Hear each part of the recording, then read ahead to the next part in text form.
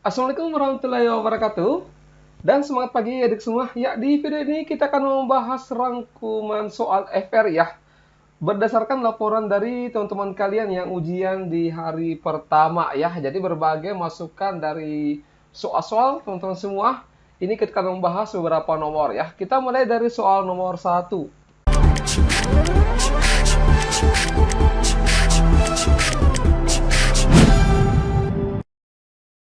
Menampilkan promo sebagai berikut. Ada diskon 30% untuk semua produk, kemudian tambahan diskon 10% khusus member setelah diskon utama. Harga awal sebuah tas di sini diketahui 500.000, kemudian Andi ini merupakan member dan akan membeli tas tersebut. Perintah yang benar di sini adalah ini soal yang banyak disampaikan oleh teman-teman kalian ya, berupa ada soal tentang aritmetika sosial, yaitu diskon. Lalu bagaimana cara kerjanya? Ini cukup mudah ya teman-teman semua. Nah, kalau misalkan yang pertama, harga setelah diskon yang pertama adalah 350.000, berarti diskonnya 30%. Ini kalau mengerjakan soal seperti ini, kita tidak perlu mencari berapa besar diskonnya dalam rupiah. Langsung saja kita cari harganya ya, harga setelah diskon. Caranya begini. Jadi harga aksen ya, maksudnya itu harga setelah didiskon. Itu caranya 100 ya, 100 dikurangi 30. Jadi ini 100 sudah ketetapan, 100 dikurangi 30 berarti 70% dikali dengan harga awalnya yaitu 500.000. Nah, coba kita obok-obok ini. Nah, ini nolnya kita bisa coret ya, seperti ini. Kemudian kita kalikan 7 dikali 5, 35. Tinggal kita hitung nolnya, 1, 2, 3, 4. 1, 2, 3, 4. Berarti 350.000. Nah, ini benar. Kemudian harga setelah 2 diskon adalah 315.000. Berarti diskon harga yang ini kita beri diskon lagi yaitu 10%. Berarti harga double aksen ya. Ini harga setelah 2 kali diskon. Ya sama, 100 dikurangi 10. Berarti 90% dikali dengan 350.000 ya. Ini caranya sama, nolnya kita coret dulu 2 seperti ini. Kemudian 9 dikali 35 itu 315. Nolnya dihitung 3. Jadi 1, 2, 3. Berarti ini juga benar. Total pembayaran lebih dari 360.000 ini salah ya. Kemudian total potongan harga sama dengan 40% dari harga awal. Jadi diskon plus seperti ini 30 plus 10% itu tidak sama dengan 40% ya, tidak bisa dihitung. Nanti ada semua teman-teman semua coba buktikan ya. Coba 40% dikali 35.000 itu tidak sama dengan 315.000 ya. Baik, semoga bisa dipahami untuk perhitungan diskon seperti ini ya, beserta cara-cara silumannya. Next nomor 2, coba dipahami dulu soalnya.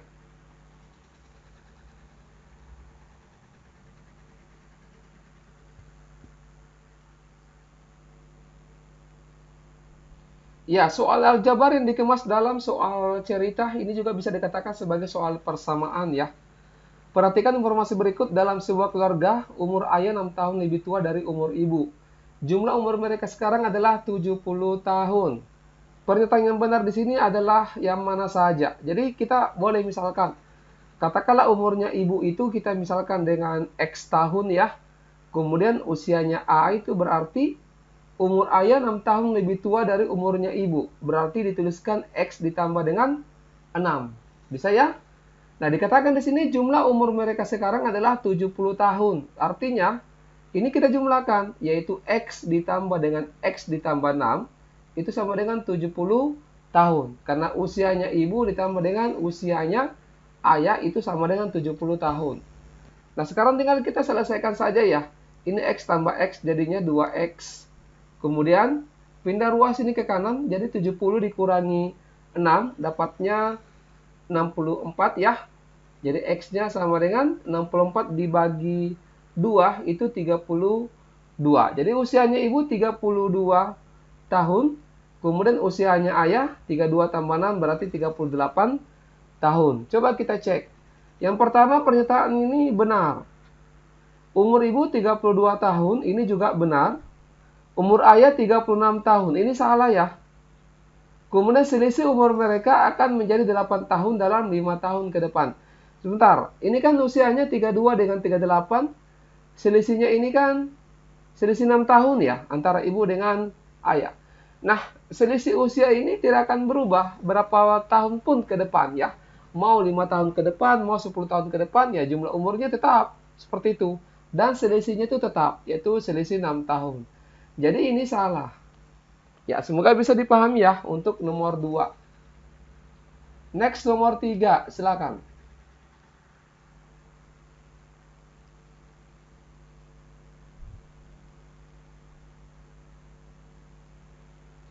Ya, soal transformasi geometri, soal seperti ini ada juga katanya keluar ya. Coba kita bahas. Perhatikan titik berikut pada bidang koordinat. Titik Q-nya itu 6, -4 dikenai beberapa transformasi. Pernyataan yang benar di sini adalah yang mana saja. Kita akan cek satu persatu ya, mulai dari translasi, refleksi, rotasi dengan dilatasi. Nah, kalau misalkan translasi itu pergeseran. Translasi min 3,2 menghasilkan 3,-2 ya. Coba kita hitung. Ini kan kalau 6, -4 ditambah dengan min 3,2. Ya, berarti kita tambahkan saja. 6 ditambah dengan min 3 itu 3. Kemudian minus 4 tambah 2 itu min 2. Ini 3,-2, pernyataan ini benar. Ya. Kemudian refleksi terhadap sumbu X. Ingat kalau pencerminan terhadap sumbu X.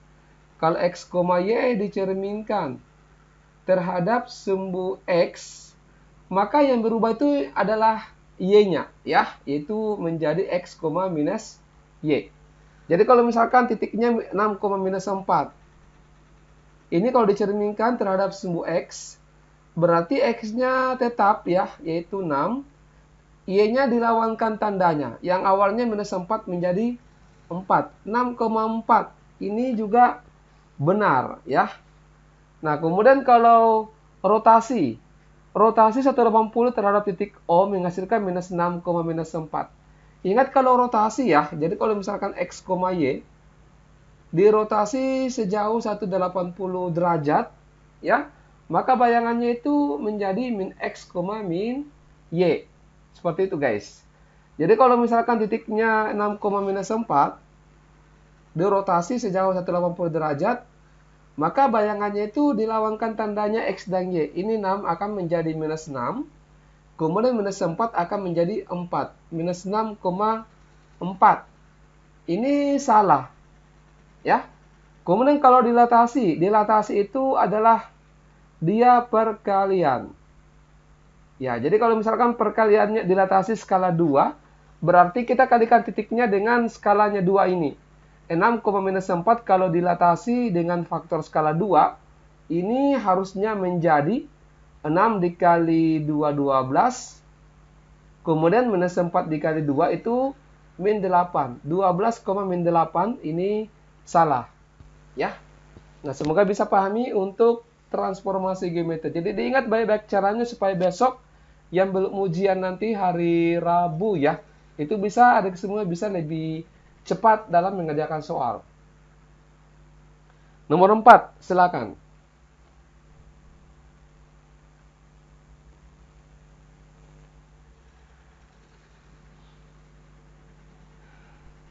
Ya, sebuah proyek dapat diselesaikan oleh 8 pekerja dalam 15 hari. Setelah bekerja selama 5 hari, proyek ini dihentikan selama 5 hari. Agar proyek tetap selesai tepat dalam 15 hari, maka pekerjaan dilanjutkan dengan jumlah pekerja yang disesuaikan. Pernyataan yang benar adalah yang mana saja. Oke. Selalu kita misalkan dengan TO, ya. T adalah time-nya, waktunya. Di sini 15 hari. Pekerjaannya ada 8 pekerja. Nah, di sini setelah bekerja selama 5 hari oleh 8 pekerja tersebut, proyek dihentikan selama 5 hari di sini ya, tidak ada pekerja yang masuk. Nah, sekarang agar proyek tetap selesai tepat dalam 15 hari, maka nah di sini caranya masih ingat? Kita akan cari dulu total pekerjaan ya. Nah, ini kita kalikan masing-masing. 15 dikali 8 ini 1, 2, 1, 20 ya. Kemudian 5 dikali 8 itu 40. Ini 0. Jadi 120 total pekerjaan. Sudah ada 40 pekerjaan yang selesai. Ini tinggal kita perkurangkan saja ya. Ini 15 dikurang 5, 10 dikurang 5 berarti sisa 5 hari mereka akan bekerja. Nah, dikali dengan 8 ditambah dengan P, butuh tambahan pekerja. 120 dikurangi 40 itu 8, 80. Nah, sekarang tinggal kita selesaikan baik-baik ini ya. Ini kita kali ke dalam, 5 dikali 8 itu 40. Ditambah 5 dikali P berarti 5P sama dengan 80. Ini 5P sama dengan, pindah ruas 40-nya ke kanan, 80 dikurangi 40 itu 40. Jadi P sama dengan 40 dibagi 5, dapatnya 8 ya. Jadi butuh tambahan pekerja sebanyak 8 orang. Coba kita cek satu persatu. Sisa waktu untuk bekerja adalah 5 hari. Ini benar ya, sesuai yang di sini. Sisa pekerjaan adalah 2/5 bagian dari seluruh pekerjaan. Sisa pekerjaannya kan 80. Coba 80 per 120 total pekerjaan. Apakah sama dengan 2/5 bagian? Coba, ini kan nolnya bisa dicoret ya. 8 per 12 sederhanakan masing-masing bagi berapa ya? Bagi 2 boleh. Coba bagi 2, 4. Ini 12 bagi 2, 6. Masih bisa disederhanakan. Masing-masing bagi 2 lagi. 2 per 3. 2 per 3 ini tidak sama dengan 2 per 5. Jadi ini salah. Nah, kemudian agar selesai tepat waktu diperlukan 16 pekerja. Awalnya kan 8 pekerja. Ya. Dan butuh tambahan 8 pekerja. Berarti 8 tambah 8 itu 16 pekerja. Berarti ini benar.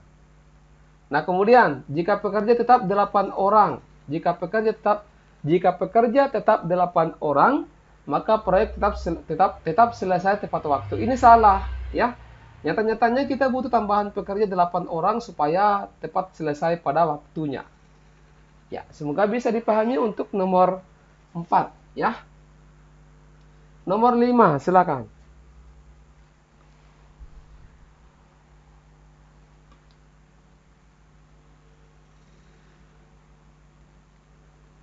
Ya, ini geometri bangun datar atau pengukuran, ya, yaitu menentukan luas.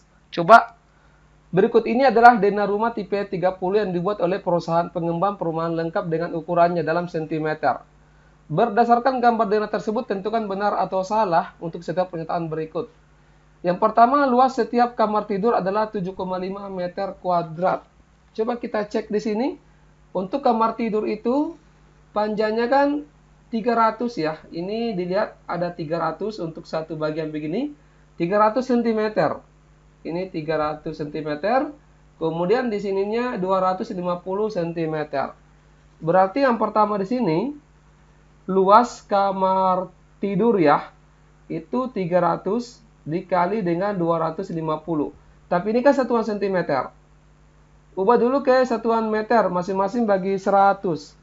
Ini berarti 3 dikali 250 bagi 100, 2,5. 3 dikali 2,5 dapatnya 7,5 meter persegi. Ini benar. Kemudian luas ruang tamu adalah 75.000 cm kuadrat. Coba rumus ya. Ruang tamu itu kan ini sebentar. Ini ruang tamunya seperti ini ya. Coba kita cek saja dulu satu bagian. Kita coba abaikan dulu yang sepotong ini. Anggaplah ruang tamunya itu yang ini saja ya.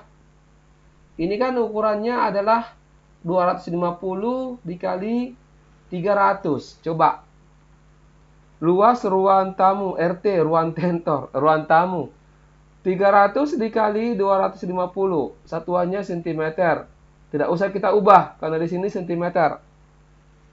300 dikali 250 itu kan dapatnya 75.000 ya cm kuadrat. Nah, ini sama dengan 75.000 cm kuadrat. Tapi ini salah. Kenapa? Karena yang ini saja yang kita hitung. Ya, belum ditambah dengan yang di sini. Artinya luas ruang tamunya itu lebih dari 75.000 cm kuadrat, bukan 75.000 cm ya. Jadi ini salah. Bisa dipahami ya? Yang jelas pernyataan kedua itu salah. Karena yang di sini yang cuma kita hitung adalah luas yang di sini, guys. belum ditambah dengan yang di belakang di sini. Kemudian yang berikut, luas carport adalah 12 meter persegi. Ini yang kita hitung. 300 dikali 400. Ini luas apa kita simbolkan ini? C saja. Ya. 300 dikali 400. Ini mesti kita jadikan meter bagi 100. Jadi 3 dikali 4. Dapatnya 12 meter persegi. Ini benar. Ya. Semoga bisa paham ya untuk nomor 5. Next nomor 6. Silakan.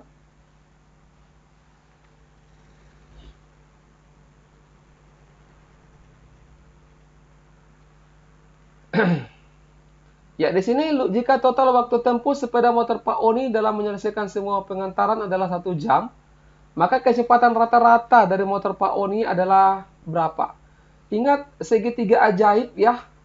Segitiga ajaib itu rumusnya adalah JKW, jarak kecepatan dengan waktu.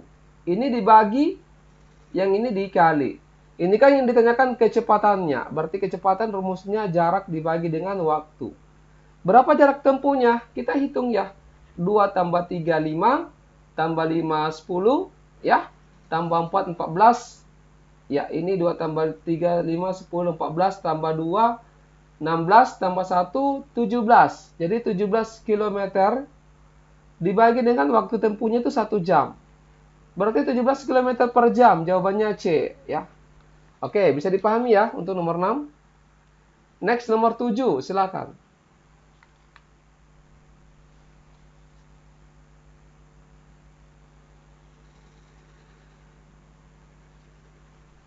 Ya, setiap hewan memiliki kecepatan berlari berbeda-beda. Informasi berikut ini memuat jarak dan waktu tempuh berapa hewan saat berlari.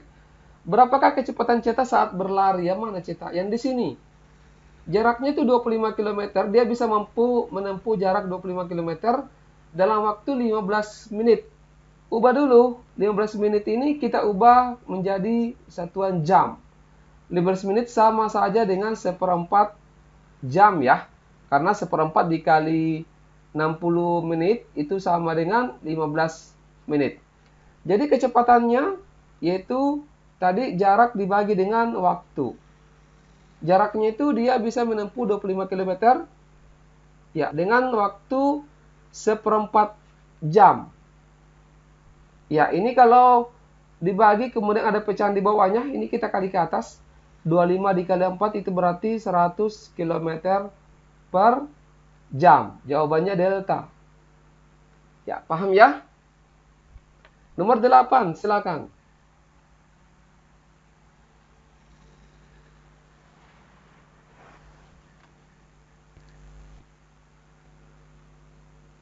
Ya, Pak Santo mempunyai beberapa tanah kebun yang akan ditanami dengan pohon jeruk dan apel.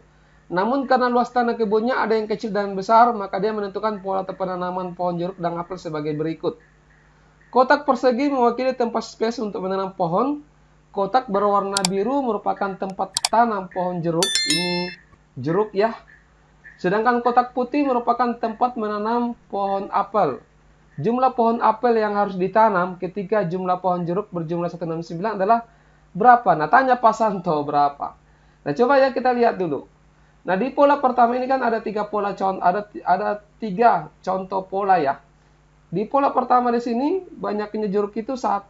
Ini yang di atas ini jeruk, kita pisah ya. Yang di bawah apel. Ya, pada saat jeruknya itu 1 pohon, maka apelnya itu 1 2 3 4 5 6 7 8. Ada 8 apel yang bisa ditanam, ada 8 pohon. Kemudian pada saat jeruknya itu 1 2 3 4 pohon yang bisa ditanam, maka di sini saat kita hitung 1 2 3 4 5 6 7 8 9 10 11 12. Ada 12 apel yang bisa ditanam. Kenapa dipotong? Terus kalau misalkan 1 2 3 4 5 6 7 8 9, ada 9 pohon jeruk yang bisa ditanam, maka ada 1 2 3 4 5 6 7 8 9 10 11 12 13 14 15 16. Ada 16 pohon apel yang bisa ditanam ya. Nah, sekarang berapa jumlah pohon apel yang harus ditanam ketika pohon jeruk itu berjumlah 169? Coba diperhatikan logikanya. Ini 149 kan bisa ditulis, satu ini coba, kan bisa ditulis 1 kuadrat. Ya, 4 ini bisa ditulis 2 kuadrat. 9 ini bisa ditulis 3 kuadrat. Ya, kita fokusnya di jeruk dulu, karena begini, di pola pertama itu ada 1 kuadrat jeruk, di pola kedua ada 2 kuadrat jeruk, kemudian di pola ketiga ada 3 kuadrat jeruk. Nah, ini kan 169 jeruk ya, pohon jeruk. Artinya 169 ini kan bisa ditulis sebagai 13 kuadrat. Artinya sama saja ini dengan pola ke 13. Betul atau betul ini? Betul ya? Nah, sekarang kira-kira berapa pohon apel? Nah, kita sesuaikan. Ini pola pertama, pola kedua, pola ketiga. Ini menyerupai barisan aritmetika. Karena di sini berselisih paham, berselisih 4, ya. Jadi U13 berarti A ditambah dengan 12B. Ya, masih ingat 12B itu berarti dari UN sama dengan A ditambah dengan N dikurang 1 dikali B. Jadi U13 berarti suku pertamanya 8. Ini salah sebut ini ya. 8, 12 dikali, bedanya 4. Kita dahulukan perkalian. 12 dikali 4 itu 48. Berarti 8 ditambah 48 dapatnya 56. Jadi ada 56 pohon apel yang bisa ditanam ya di pola ke-13 atau pada saat 116 pohon jeruk. Saya kira demikian dulu ya. Nanti kita lanjutkan lagi pembahasan FR kalau misalkan ada soal dari teman-teman kalian yang masuk.